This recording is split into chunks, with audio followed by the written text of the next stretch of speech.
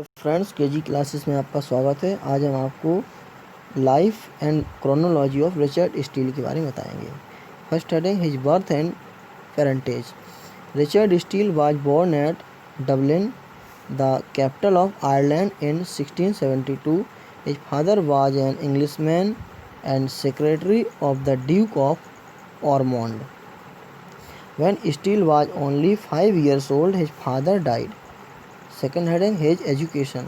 After the death of his father, Steele was sent to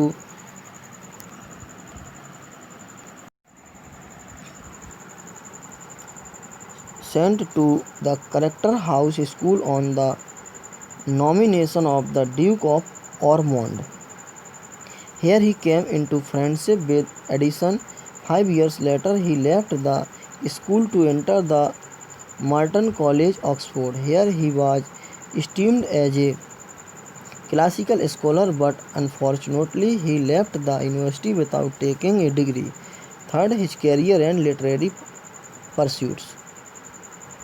After leaving the university, Steele was enlisted in the House Guards, for which he was disinherited by a rich relation. He, however, gained the favor of Colonel Lord Cutts, himself a poet, a rose to the rank of a captain, with the view of setting before himself a high idea of conduct, to which unhappily he was never able to attain. He at this time wrote a treatise on morals entitled The Christian Hero 1701, which was taken a note of by King William III, who unfortunately died before doing anything to Steele. Abandoning his ban, he next produced 3 comedies: The Funeral or Grief in La Mode 1702, The Tender Husband 1703, and The Lying Lover 1704. The conscious moral tone which characterized these plays was a welcome change after his license of the Restoration dramatist. The turning point to Steele's life came in 1707 when he was appointed gazetteer to the government. The nature of his work soon suggested to his mind the possibility of publishing something on broader and more popular lines than the former official gazette. Consequently, in 1709, he laid the foundation of his fame by starting the Tatler, the first of those periodicals which are so characteristic a literary feature of that age. The Tatler was followed by the Spectator, in which Addison cooperated to a still greater extent. It was even a greater success and ran to 555 numbers, exclusive of a brief revival by Addison in which Steele had no part, and in its turn was followed by the Guardian. In the meantime, Steele had received such favor as commissionership of stamps from the Whigs. In 1713, he entered active politics as a Whig MP from Stockbridge, Hampshire, but a violent pamphlet issued by him entitled The Crisis resulted in his expulsion from the House almost immediately, but in 1713 he re-entered the Parliament as member for Boroughbridge, was knighted and given the supervisionship of the Drury Lane actors. Steele made himself so obnoxious to the government over the peerage bill that he was deprived of the latter post, however, and lost the friendship of Addison.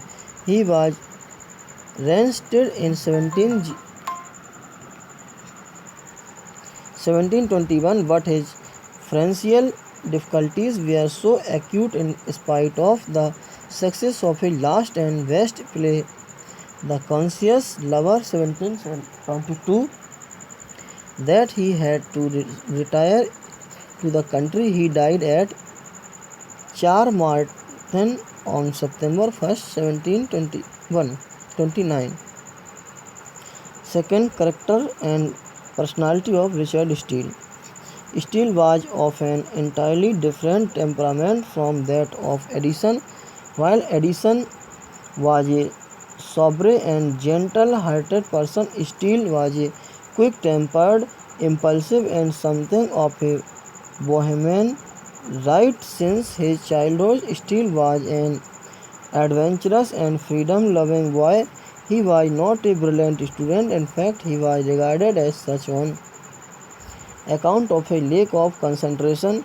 Steele adopted the habit of drinking very early.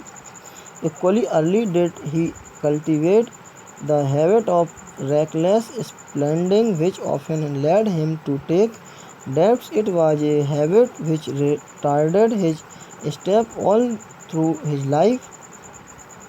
Among his companions were a number of lords and vagabonds. The words of Swift are noteworthy. Being the most imprudent man alive, he never followed the advice of his friends, but he wholly at the mercy of fools and knaves, or hurried away by his own caprice, by which he was committed more absurdities in economy, friendship, love, duty, good manners, politics, religion, and writing than ever fall to one man's share.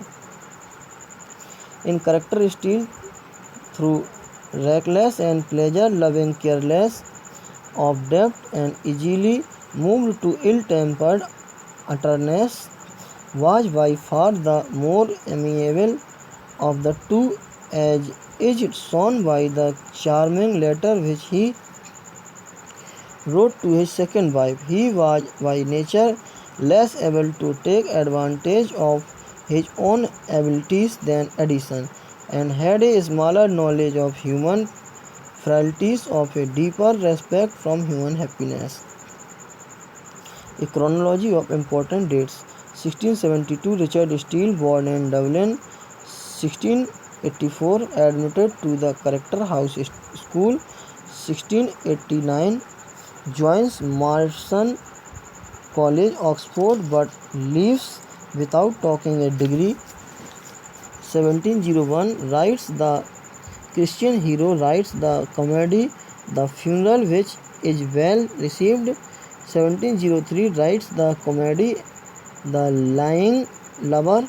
1705, writes the comedy The Tender Husband. 1707, appointed gazetteer to the government. 1709, the Tatler set up. 1713, elected MP for Stockbridge, expelled from the House on account of his pamphlet called The Crisis.